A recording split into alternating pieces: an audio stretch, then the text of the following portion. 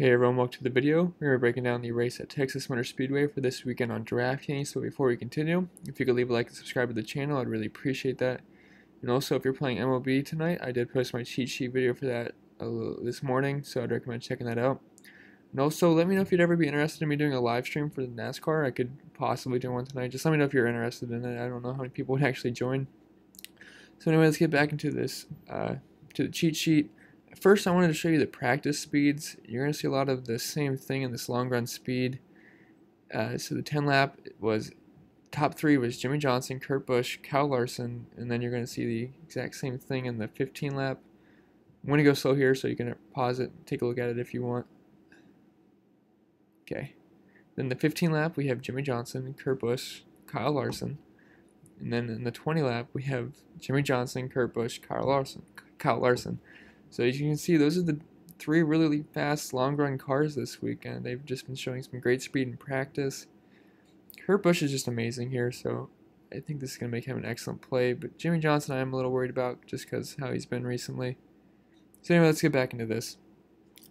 The track is 1.5 miles in length. It's 334 laps, so it is a pretty long race. Some strategy and tips for this track. We're going 1 to 2 dominators. Place differential is going to be really important, as you'll see this weekend with qualifying. It's going to be very important. The track was repaved in 2017, so I'm using all the data after it's been repaved. So I'm throwing away 2016 and before data. And long run speed in practice obviously is going to be important. And as I said earlier, it's a very long race. So the dominators, I'm going to say a lot of the guys in the place differential are also possible dominators. So you can use them as dominators as well, but Jimmy Johnson is obviously not a place differential play because he's going to be on the pole. And just how fast his car was, I think he could lead early stage. I know you're probably thinking, what year is it? This guy was good in 2010, but, well, the whole early 2000s and early 2010s. But he's really struggled this year, but it looks like his team has his car figured out this weekend. He has had an amazing final practice session. He was best in the single lap, 10 lap, 15 and 20 lap. And with the race being 314 laps, I think I like his chances definitely to lead an early portion of this race. With all the big names in the back having to move through the field, the price makes them an incredible value if he can nab some of these dominator points as well. But the tricky thing is, though, we have so many good guys in the back who are much safer plays, because if Jimmy Johnson doesn't dominate, he's absolutely screwed, because he's going to get negative place differential, and these other guys can move through the field and get good place differential and possibly lead laps, so they're much safer. But he could very well lead the entire first stage and get some dominator points. So it's just a risk you're going to have to weigh yourself. I'm not the highest on him because I like the other guys better, but I wouldn't mind if you use Jimmy Johnson as a cheap dominator. So for place differential, we're going to talk about Kevin Harvick first. He's starting 23rd, and his price for some reason is $10,700. He should be the most expensive driver this week, and I'm going to say that. So I already see a giant value there. He's dominated here the past 4 races after the repave. He's earned himself the highest driver average with a rating of 133.5, and that's over 20 more than the next guy. And he has the most laps led, most fast laps, and to top it all off, his lowest driver rating here is higher than anyone's highest. So he's just been incredible here. He's dominated. Kurt Busch, he's starting 30th, so and this is one of his best tracks. So this is going to make him one of, if not the top play of the slate. This is one of Kurt's best tracks, as I just said. And he has the 5th best driver rating here, and an average finish of 8.3, and an average running position of 8, and his lowest finish is 10. So slam dunk play here, and I expect him to probably be the highest owned driver, as he should be.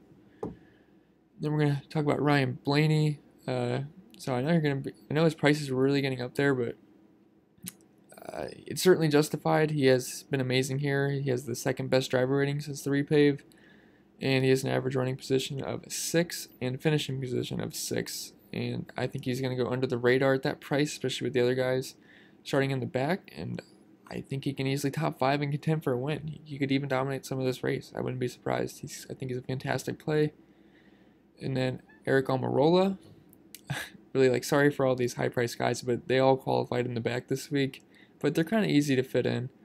But he was great in final practice. He posted top 10s in the 10, 15, and 20 laps, so I just have no problem using him. And he's in a much better car than he used to be in. So, with Stewart Haas now. Then we're going to have Kyle Larson. Not a fan of his history here, but he did post solid practice times inside the top 10.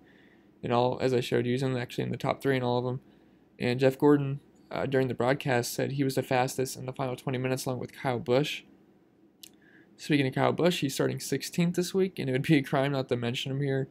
He's fast in final practice. He's won here before. He actually won the last race in the spring, and he just doesn't have as much place differential as some of these other guys, so I think he could go lower owned, and he's 12,000.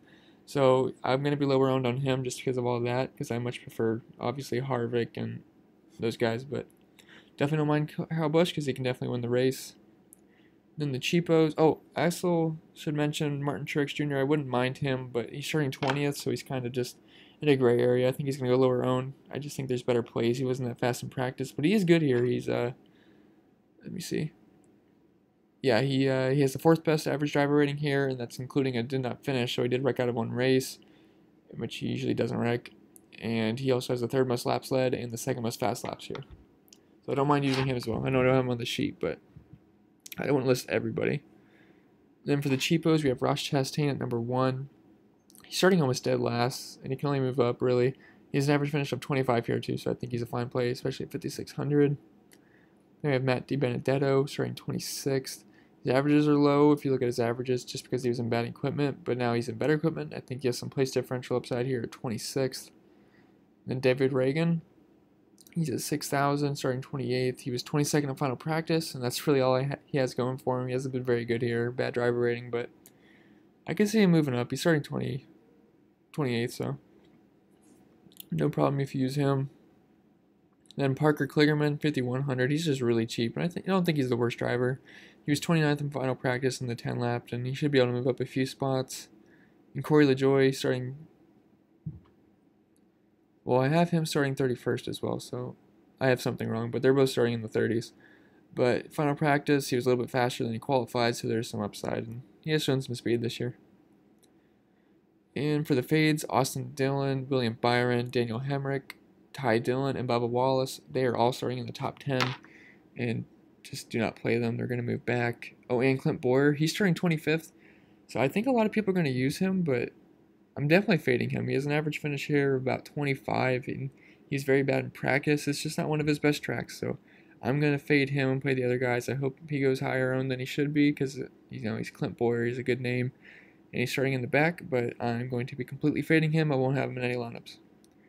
And then for the example lineup, I have Kevin Harvick, Kurt Busch, Kyle Larson, Eric Almirola, Ross Chastain, and Matt DiBenedetto, and that gives you 300 salary left. So anyway, guys, that's all I have for the video. As I said, if you're playing MLB tonight, you should check out that video I posted a little bit ago. And if you have any questions, you can comment below. And good luck tomorrow.